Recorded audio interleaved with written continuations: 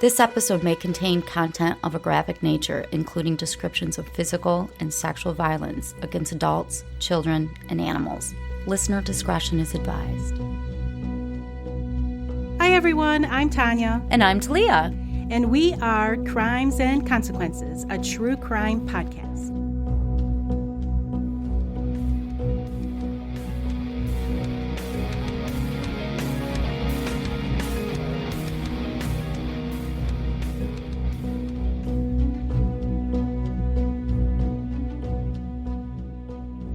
Hi, Tanya. Hi, Talia. Welcome back, everybody, to another exciting episode of Crimes and Consequences. This one is especially thrilling because it's a Halloween story. Awesome. I got the information from the court order on the case, and that's about the only place I could find this story. So I'm pretty sure that most of our listeners have never heard it. If you haven't done so already, I'd like to ask you to take 1 second to hit the subscribe/follow button on whatever app you're listening to. And with that, I'm ready. Are you ready? I'm buckled in. This story is really interesting because it has a few twists, and I love stories with twists. Me too.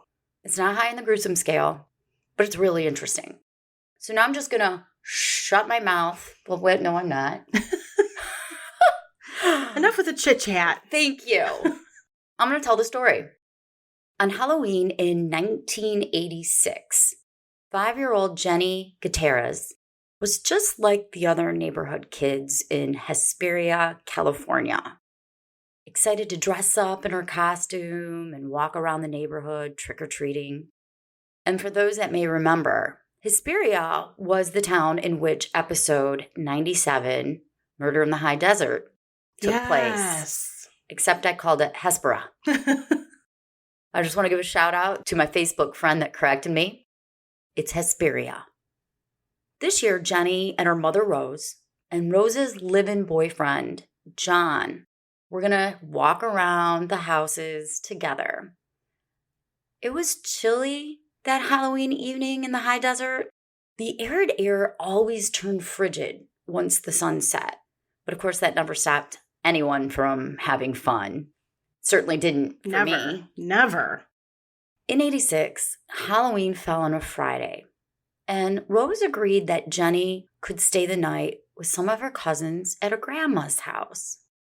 A little before 10 p.m., John and Rose said goodbye to Jenny, and they headed back to the one-story ranch-style house that Rose owned on Montrose Avenue. Driving down their street, the couple noticed most of the trick-or-treaters were gone. There were a few teen stragglers wandering around.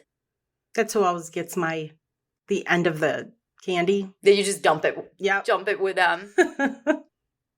Being both a Friday and Halloween, there were a lot of cars parked along the residential road. So when the couple passed by a van parked slightly down the road from their house, they didn't think twice about it.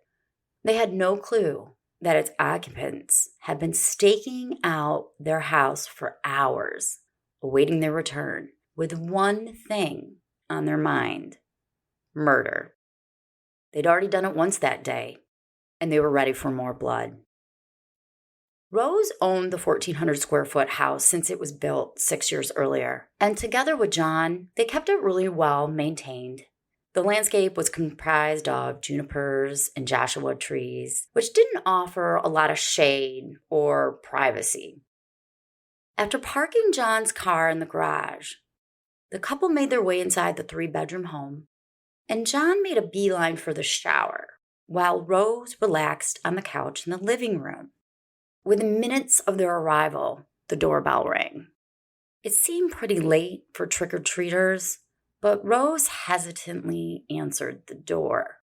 Instead of being greeted by kids in costumes, she was ambushed by 2 men dressed in full Halloween ensembles made of rubber masks, wigs, and long capes. And both of them were brandishing guns. Oh, great. How terrifying. Yes, very.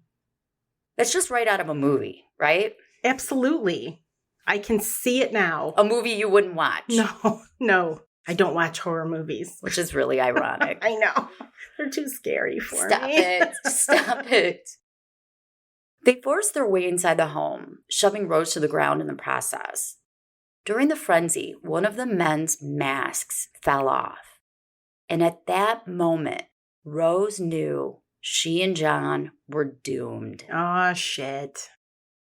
41-year-old Rose met 25-year-old John Stouffer a little over a year earlier in June of 1985. Rose was instantly attracted to John's warm nature and his kind heart. He was just really, really nice. The two developed a strong emotional intimacy, and they confided their deepest secrets to each other. It was one of these secrets that would later be used to justify a brutal murder. Rose was still married when she first met John. Her husband, Isaac, who'd been a firefighter most of his life, was in prison at the time. Isaac was an alcoholic, and his drinking cost him his career, his wife, his daughter, and eventually his freedom. In 1983, so this is 3 years prior, Rose kicked him out of the Mount Rose Avenue home, and he was forced to move in with his sister in Bakersfield, California, which is about 2.5 hours north of Hesperia. Now, one night, Isaac got completely shit-faced and decided to drive home from the bar. His erratic driving was spotted by a patrol officer, and a long story short, Isaac ended up leading 6 patrol cars on a high-speed chase. No. Yes. Such a dumbass. Some officers that were called in for backup stood on the side of the road and they were shooting at his tires, and Isaac veered towards them in an attempt to run them over. Oh my God. And the chase ended after he rammed his vehicle into one of the patrol cars. This melee led to a conviction of assault with a deadly weapon, his car. And he was sentenced to 4 years in prison. So you can see why John would be a breath of fresh air for Rose. By 1985, she'd washed her hands of Isaac and found love with John, who, by the way, doted on 5-year-old Jenny. He took on the role of a father figure for her and just absolutely loved that little girl. Aww. In November of 1985, after roughly 5 months of dating, John moved in to the Montrose Avenue house with Rose and Jenny. Rose wrote Isaac in prison, letting him know that she was getting ready to file for divorce. She didn't mention John. She just mentioned she wanted a divorce. This crushed Isaac. He had less than a year left in his sentence and desperately wanted to salvage his marriage and keep his family together. Heartbroken and angry, he called Rose at her house. Imagine his surprise. Oh no. When a deep-voiced man answered the phone. Instantly, Isaac knew Rose was leaving him for someone else.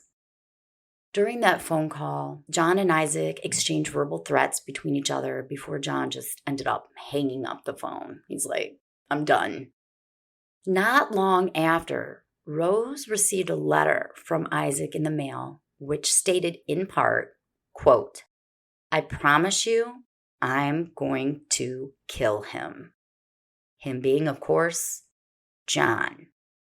As the months went by, Isaac continued to threaten not only John, but also Rose from prison.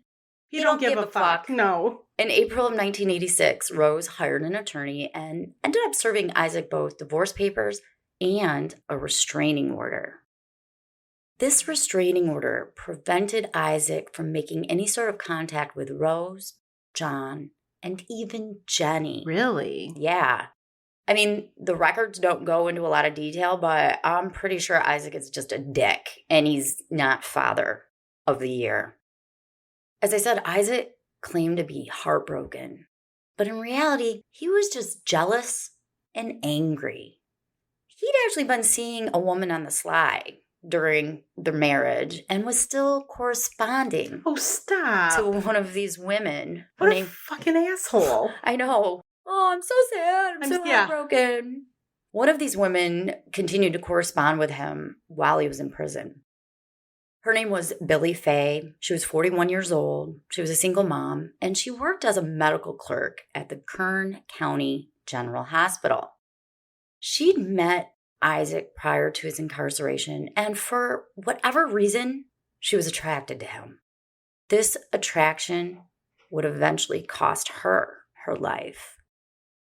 The two wrote romantic letters back and forth while he was in prison until his eventual release in October of 1986. When Isaac got out of prison, he moved once again with his sister and her husband, Henry, into their Bakersfield home. And remember, I told you that's about 2.5 hours from Hesperia. The long distance from Bakersfield to Hesperia gave Rose and John a false sense of security and safety. But it did nothing to cool the growing obsession for revenge that was eating away at Isaac. And the restraining order did nothing to stop him from harassing the couple either. In case you thought he gave a damn, he didn't. Not long after his release, Isaac called the Montrose Avenue home, and John answered the phone. Isaac demanded to speak with Rose, but John warned him that he better leave them alone. He had a shotgun and, quote, "If you come around my house, I'll blow your fucking head off." Oh. He means business. Yes. But neither John nor Rose ended up reporting Isaac for violating the restraining order, which, had they done so, may have changed the outcome of the story. Isaac's hate grew stronger and deeper, but the final tipping point occurred 1 week prior to Halloween. Isaac managed to sneak a phone call to his daughter, Jenny, without Rose and John finding out about it. And I don't know all the details, but I do know that during that call, Jenny told her dad that John and Rose were considering marriage and had discussed John adopting her. Oh, shit. But even more infuriating was that John said it would be okay if Jenny wanted to start calling him Dad. Oh, fuck. He flipped a lid. That's when Isaac began developing his murderous plot for revenge. But before I tell you more, we're going to take a quick break. So Isaac is stewing. He cannot handle the amount of rage inside him. He grabbed a manila envelope and he made the following to-do list. Oh, no, he wrote it down. Yes. Because apparently he can't remember all the things he's going to have to do to kill John and Rose. He's got to write it down. He needs to be organized. Yeah, he doesn't want to forget anything. And this is what his list said. Monday, call Rose. Wednesday, gather all necessities. Get spooky mask from Halloween store. Get wigs from wig shop. Call Billy Fay for dinner. Lie. Call hardware store for closing time. Get carpet, gas cans, shovels. Remove plates off van. And lastly, he noted, make garrote. Oh, God. Shit. How are you going to forget those? I know. Like, you need to be reminded you need to make a garrote. Right. Under the title Deadlines, he wrote, Rendezvous. Billy Fay by 3. Pick up Joseph at Greyhound bus station at 5. So who's Joseph? Yes, Talia, who's Joseph? And what does he have to do with Isaac's murderous plan? What does he have to do with Isaac's murderous plan? Well, I'm glad you asked. Joseph was Isaac's 15-year-old son from his first marriage. His relationship with his son was strained as a result of his alcoholism and incarceration. Surprise! But Isaac had arranged for Joseph to take a Greyhound bus to Bakersfield for a weekend of father-son bonding. And we're going to murder people. Yeah, well, he didn't tell Joseph that. At least Joseph was led to believe it was a weekend of father-son bonding. But Isaac had more sinister plans in mind for his teen son. The night before Halloween, Devil's Night, Billy Faye asked her mother to watch her two sons while she went out to dinner with Isaac. Now, Billy Faye lived with her mom, so it really wasn't a big deal. Her mom said sure. Since Isaac had neither a car nor a driver's license as a result of his high-speed chase, Billy Faye picked him up at his sister's house and drove them to whatever restaurant they ended up going to. When Billy Faye returned home a few minutes later, her mom was still awake. During a casual conversation, she mentioned something about helping Isaac out the next afternoon, but she didn't really elaborate too much. Her mom heard her mention something about Isaac needing her van to help move some of his belongings out of his sister's home. Halloween morning, Billy Faye dropped her children off at school. She ran some errands, and then she made it back to her mother's house before noon. At around 1 p.m., she told her mom she was leaving to just, quote, run some errands, and that she'd be back in plenty of time to get her sons ready to celebrate Halloween. That was the last time her mother ever saw her alive. Oh. Less than 2 hours later, Isaac's brother-in-law, Henry. Now, Isaac lives at Henry's house because Henry's married to Isaac's sister. He received a phone call from Isaac. Isaac claimed to be stuck without a ride at the mall and wondered if Henry wouldn't mind giving him a lift home. Henry agreed to meet him at about 3 p.m. outside the front entrance of Montgomery Ward's department store. You remember that department store? Henry sat there for over an hour, just waiting for Isaac before giving up and going home. Now, remember, there's no cell phones to be like, hey, dude, where are you? I've been sitting here an hour. And he didn't want to just leave Isaac high and dry. But after an hour, he was like, shit, this is stupid. I'm going home. I would have been fucking pissed. I know, I would have for an hour. Wasted my time. I know. What Henry didn't know is that Isaac didn't need a ride. He now had a van in his possession. What Isaac needed were guns. And being that Henry was a retired cop, he had plenty of them at his house. Aw, shit. I know I've said that about 16 times today, but aw, shit. It's a perfect phrase for this. Isaac lured Henry away from the home with a ruse of needing a ride so he could rob Henry of his weapons. After stealing all of Henry's guns, Isaac headed to the Greyhound bus station in his newly acquired van, and he greeted 15-year-old Joseph. He threw a suitcase in the rear of the van, and Joseph hopped in. Because it was Halloween, it didn't seem odd to Joseph that Halloween masks and wigs and capes adorned the middle bench seat. He didn't even notice the footlocker, duffel bag, and rolled up rug that covered the rear bench seat. Instead of taking Joseph to Isaac's sister and brother-in-law's house, he headed on the highway that led from Bakersfield to Hesperia. They were going to go on a 2.5-hour road trip. Sipping on scotch and pounding down beers, Isaac explained to Joseph that he had, quote, a little something to take care of concerning his wife, Rose, end quote. But he didn't elaborate on exactly what that little something was. It was roughly 7:30 p.m. when he veered off the highway and onto the Hesperia off-ramp. The two guys cruised up and down Mount Rose Avenue with Isaac slowing down to surveil Rose and John's house. There were no lights on in the home, but Isaac knew they had to return at some point. So he parked the van on the side of the street and settled in until they did. He didn't care if he had to sit there all night. He wasn't moving until they got home. Around 9:30 p.m., a member of the Hesperia Fire Department approached the driver's side of the van.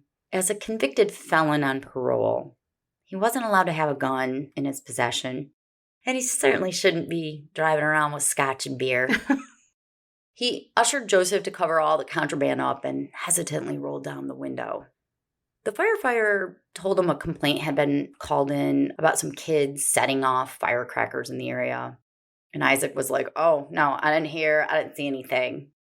And with that, the firefighter walked away.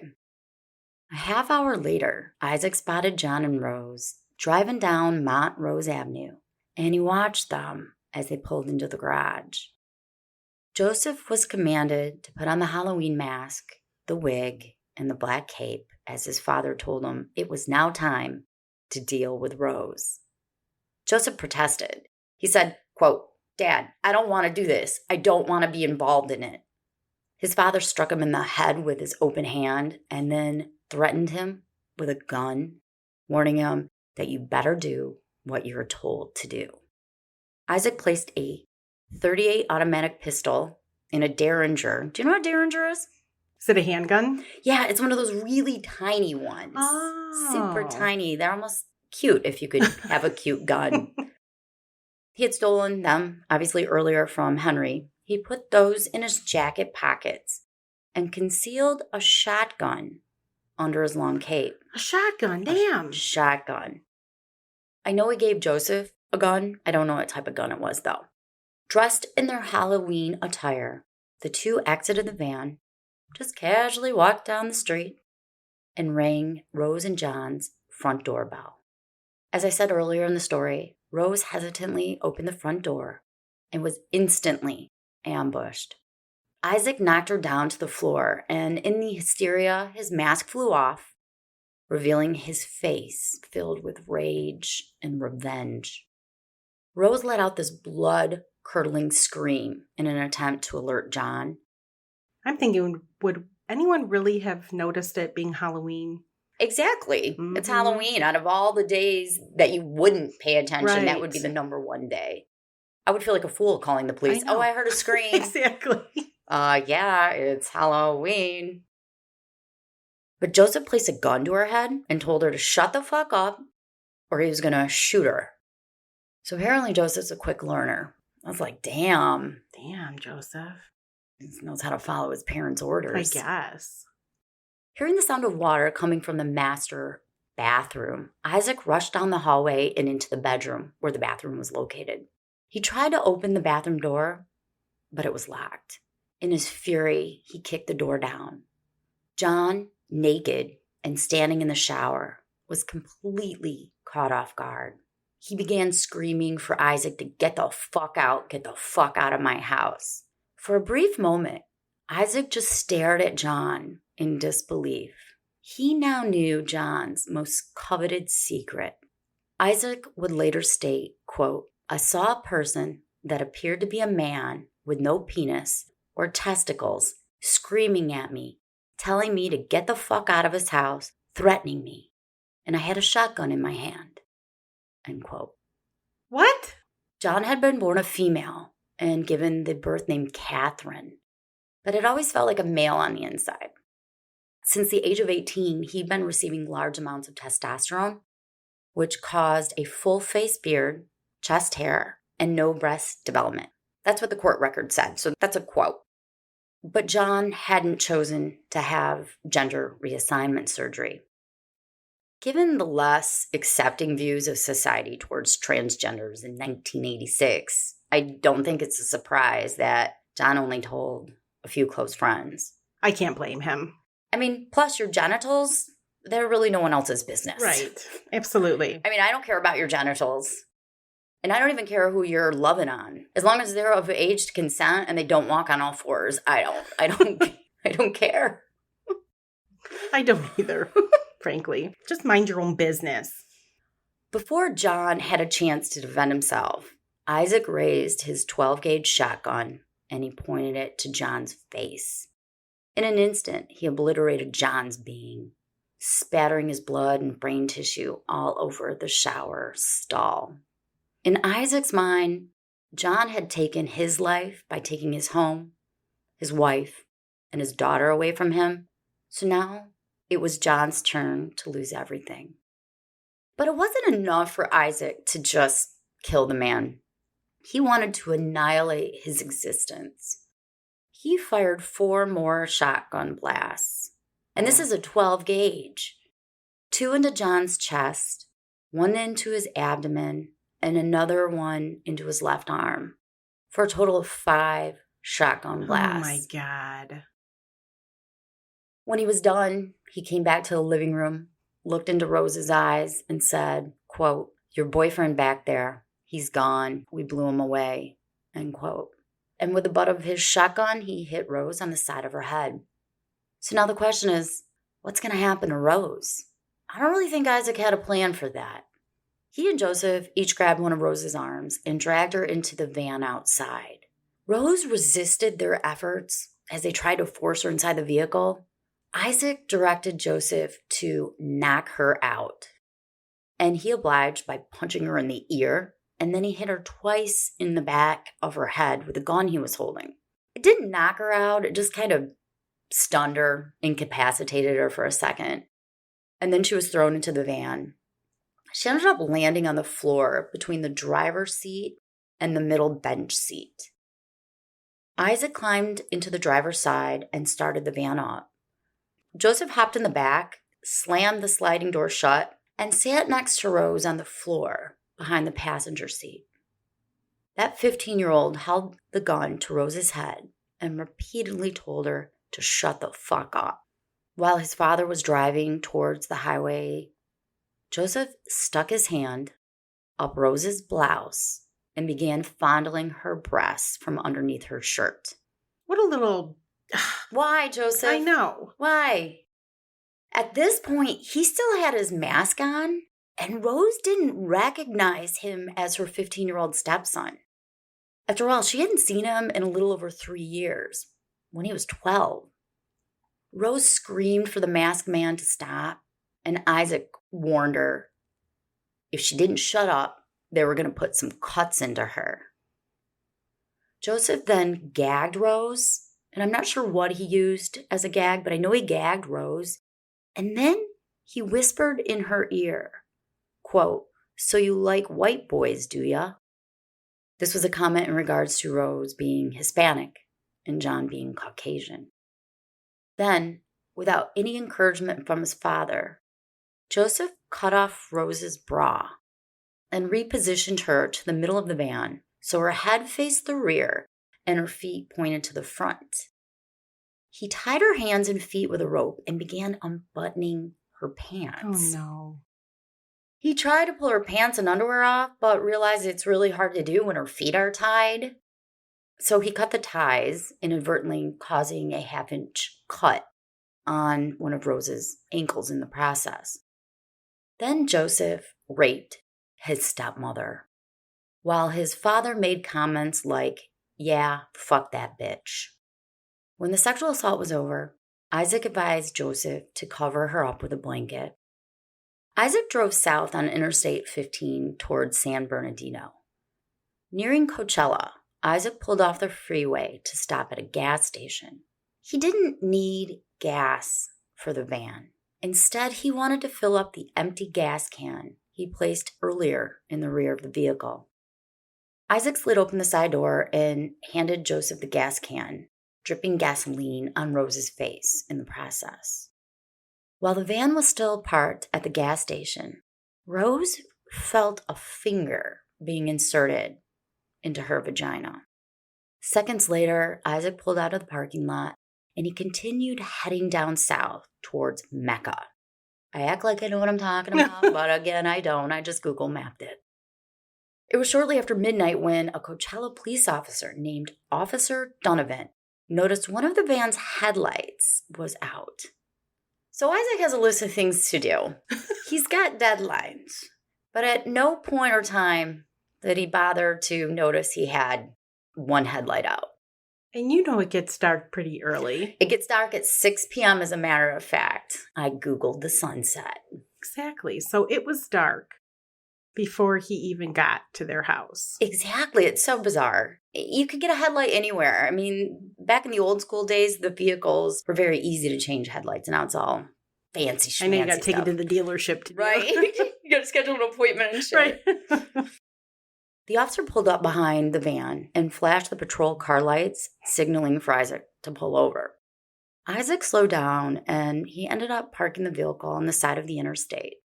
And if you remember the whole melee with the high-speed chase, you know that Isaac doesn't give a fuck about the police.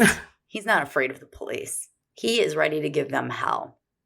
As Officer Donovan pulled his vehicle up a safe distance behind the van, Isaac opened the driver's side door and stepped outside. As Officer Donovan approached Isaac, he peered through a bubble window on the side of the van. As a result of Isaac's door being open, the interior light was on inside the van, and the officer thought he saw someone staring at him. Within seconds, Rose managed to free her hands and remove the gag and started yelling.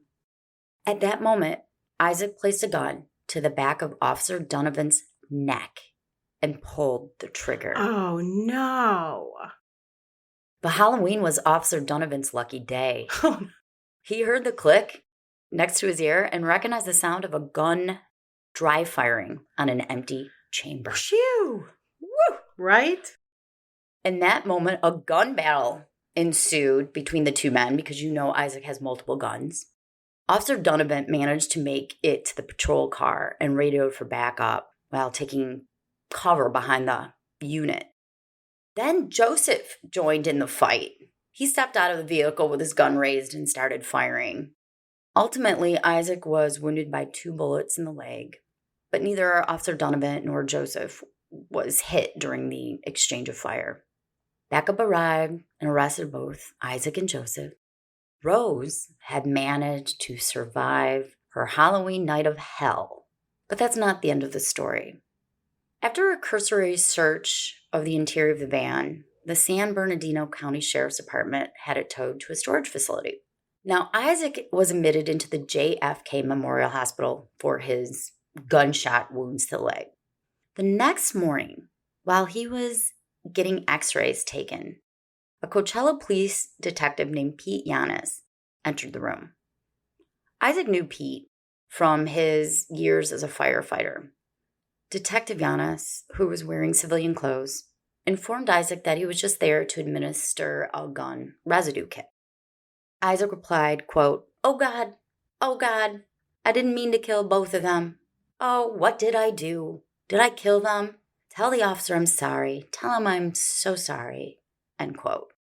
At this point, Detective Yanis was only aware of a shootout, not any murders. He didn't know anything about anything except he was supposed to just do a gun residue test. So Isaac's ramblings didn't really mean that much to him.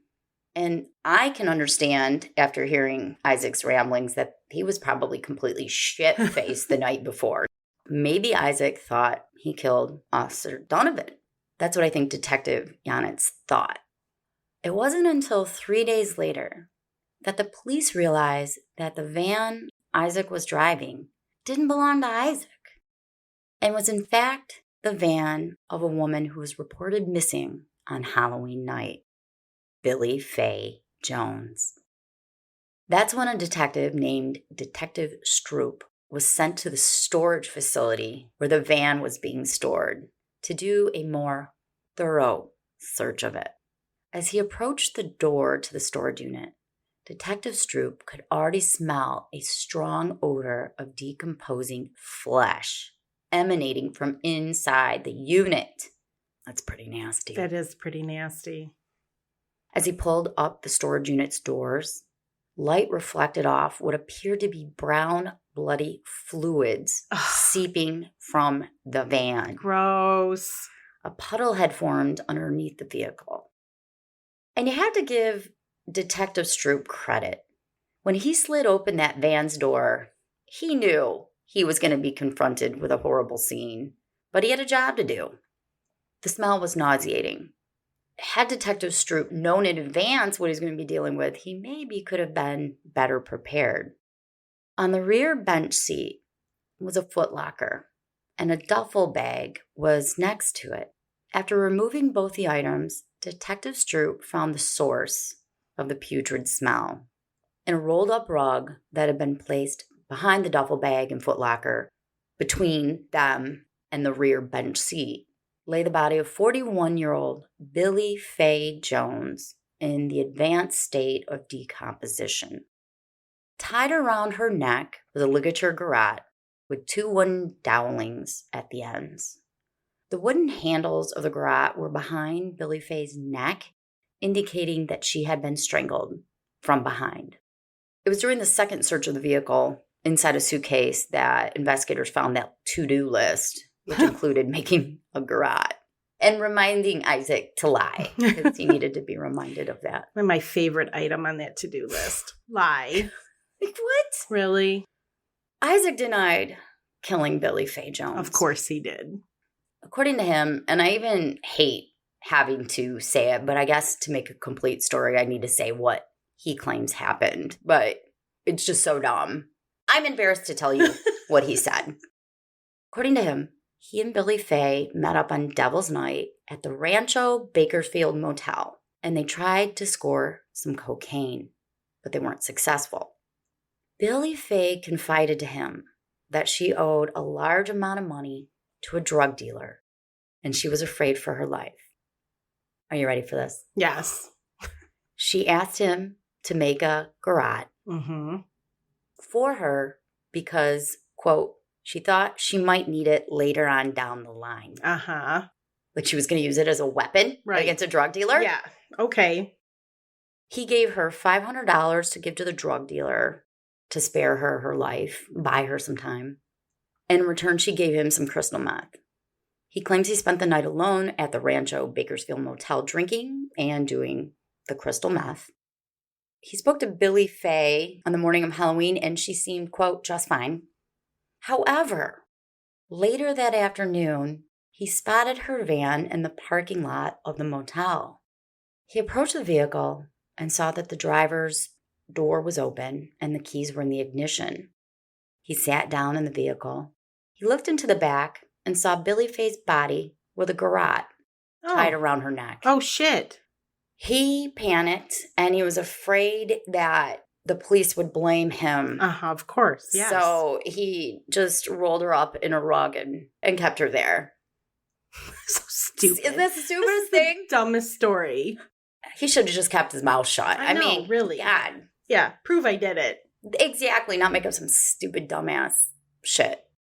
Both Joseph and Isaac were tried for murder, with Joseph's trial commencing first in 1987. So what happens to Joseph? Isaac testified at the trial that Joseph was forced to participate in the horrifying events of Halloween, and at no point was he ever a willing accomplice. A psych evaluation of Joseph concluded that he was, quote, a nonviolent child who would normally never commit such heinous acts had he not been influenced by his father, though he did appear to succumb to the duress rather easily. Yeah, he did. End quote. I know. He's like, when in Rome, act as the Romans. I mean, what the hell, Joseph? Yeah, Dad, I don't want to do this. Okay, you're going to do it. Okay. All right. I can tell you both the judge and Rose weren't buying that he was a victim too. Regardless of how it started off, at some point, Joseph's mentality changed. Rose noted that he began fondling her breasts without any encouragement from his father. He raped her, and he also joined in the police shootout on his own accord. In the end, Joseph was sentenced to 5 to 9 years in the California Youth Authority for his involvement in the crimes. And I'm going to let everybody know Joseph isn't his real name. For some reason, the court records use that. I did happen to locate his juvenile appeal. I'm not going to say his name, but it's not Joseph, and it's not hard to figure out. Hint. So now let's talk about Isaac. Prior to his trial, Isaac recanted all the statements he made about his son being forced to participate in the rape and the murders. Oh, really? Mm-hmm. He said that his son... It was all Joseph's idea. He didn't go that far, but he said that he didn't force him to do anything. He said he didn't hit him. He didn't point a gun at him. He didn't threaten him. Now, although Isaac did admit to killing John, he decided to take the case to trial. In September of 1990, Isaac was found guilty of the premeditated murder of Billy Faye Jones and John Stouffer, the kidnapping of Rose, aiding and abetting the rape of Rose, and the attempted murder of Officer Donovan. Now a jury was left to decide if he should pay for those crimes with his life. And I'm going to tell you what happens next, and you're going to tell me what you think about it, because to me, this is absolutely ridiculous. To help argue that his life should be spared, Isaac hired an expert, an anthropologist. An anthropologist? His name was Michael Winkelman. He specialized in cross-cultural relations between Hispanic and Anglo-Americans. Okay. I just want to reiterate, this is not my opinion. This is a direct quote from the records, okay? Mr. Winkelman testified that the Mexican-American subculture in the United States is characterized by an extreme emphasis on the importance of the extended family and protecting the family's honor. According to Mr. Winkelman, defense of the family's honor might require a man to take aggressive or even violent action, and such acts would be viewed as honorable regardless of how they were viewed under the law. Mr. Winkelman testified that the Mexican-American subculture views homosexuality in the lowest of terms. Lesbianism is particularly abhorrent, and divorce was simply unacceptable. He further stated he would expect a response of outrage from an imprisoned Mexican-American male who learns his wife is involved in a lesbian relationship and is divorcing him. He was arguing, and he does say this in his defense, that he was just going to talk to John. Sure. And he brought a shotgun because John had said he had a shotgun. Yeah, just for shits and giggles. And it was only when he realized that John had female genitalia that he became enraged and had to honor his family or whatever and kill John. That's such bullshit. I know, it's embarrassing. It's just stupid. Isaac also argued he was drunk at the time of the murders and he had brain damage as a result of alcoholism. Stop it. Fuck off. You know, this is so dumb. I guess you got to come up with something. You got to come up with something. You got to be creative occasionally, right? He's trying to spare his life. Right. But the jury didn't care, and they sentenced him to death. On December 7th in 2008, at the age of 64, Isaac died of natural causes while on San Quentin's death row. And that's my story of the Halloween of hell in Hesperia. Wow, that was awful. Poor John. Poor John. Rose. Poor Rose. Poor Jenny. I mean, Jenny's got to deal with this shit, too. She's only a little girl. Her dad's crazy as all hell. Exactly. Batshit nuts. Wow. Okay. I'd like to thank all of you guys for taking the time to listen to this Halloween episode. If you haven't done so already, please hit the subscribe/follow button on your favorite app that you're probably listening to. Also, check out our Apple podcast channel if you haven't already and you have Apple. We have over 100 exclusive episodes that you can get access to if you subscribe. We also have a Patreon page. It's patreon.com/TNTcrimes. If you become a Patreon, you also get access to the same exclusive episodes. And so you guys know, we release them weekly, the exclusive ones. We also do early releases of the public episodes. We also go live every 2 weeks, and we do mini episodes alternate weeks, right? Yeah. You can find out more information by going to our website, crimesandconsequences.com, or you can go to our social media. We have a Facebook and Instagram at Hardcore True Crime, and help support us by purchasing some of our merchandise. There's more information regarding that on our website, Crimes and Consequences, too. Anything else? Nope, you covered it all. Oh, good. Good job, Talia. Well, I hope everybody has a great Halloween. I don't know if they have Halloween in Australia. I think they do celebrate Halloween in other countries. Yeah, they have different names for them, right? Mm-hmm. Let us know, guys. Reach out to us. Let us know. Yeah, let us know what you're going to be for Halloween. I'd love to know. Yeah, and what they call it in your country. Mm-hmm.